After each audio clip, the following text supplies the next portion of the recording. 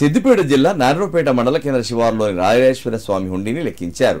ఆలయ ప్రధాన మండపంలో గ్రామస్తులు అధికారుల సమక్షంలో హుండీని లెక్కించగా మహాశివరాత్రి నుంచి ఇప్పటి వరకు 2,45,748 రూపాయలు ఆదాయం వచ్చినట్లు దేవస్థానం చైర్మన్ కరుణాకర్ తెలిపారు. శ్రీ రాజరాజేశ్వర స్వామిని భక్తితో వేడుకుంటే కోరిన కోరికలు నెరవేరుతాయన్నారు. ఈ ప్రాంతమంతా సుభిక్షంగా ఉండాలని దేవాలయంలో ప్రత్యేక పూజలు చేసినట్లు తెలిపారు. ప్రతి సోమవారం కూడా భక్తులకు అన్నదాన కార్యక్రమం నిర్వహించినట్లు చెప్పారు. శ్రీ దుగ్గరాజస్వామి దేవాలయం నందు మహాశివరాత్రి ఉత్సవాలు ఘనంగా జరుపుకోవడం జరిగింది. భక్తులకు ఎటువంటి ఇబ్బంది కలగకుండా మంచి సౌకర్యాలు ఏర్పాటు చేయడం జరిగింది. క్యూ లైన్లు కానివ్వండి, మంచినీటి వసతి కానివ్వండి, సెలవు పందులు కానివ్వండి, ఏదైనా కూడా ఎవరికి ఇబ్బంది కలగకుండా కార్యక్రమాలు నిర్వహించడం జరిగింది.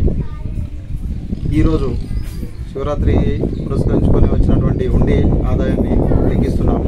సందర్భంగా సర్వీస్ ఇచ్చినటువంటి ప్రభుత్వ శాఖల వారికి మొదటగా పోలీస్ శాఖ వారికి ధన్యవాదాలు, మరియు ఎలక్ట్రికల్ డిపార్ట్మెంట్ వారికి ధన్యవాదాలు,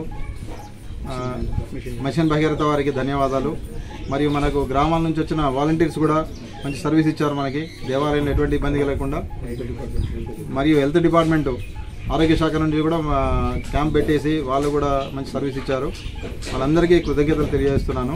మా దేవాలయం తరఫున ప్లస్ మా చైర్మన్ తరఫున, ట్రస్ట్ బోర్డు మెంబర్ల తరఫున, అందరి తరఫున నేను కృతజ్ఞతలు తెలియజేస్తున్నాను. స్వయంభూ దుగ్గరాజ స్వామి దేవస్థానంలో శివరాత్రి సందర్భంగా అన్ని కార్యక్రమాలు మంచిగా ఎలాంటి ఇబ్బంది లేకుండా, భక్తులకు ఎలాంటి అలవాటు జరగకుండా భక్తి శ్రద్ధలతోటి అందరం కలిసి కట్టుగా ఈ కార్యక్రమాన్ని శివరాత్రి పండుగను విజయవంతంగా చేయడం జరిగింది. అదే శివరాత్రికి వచ్చిన హుండీ లెక్కింపు ఈరోజు కార్యక్రమం పెట్టుకోవడం జరిగింది. దీనికి హుండీ లెక్కింపు జరుగుతుంది.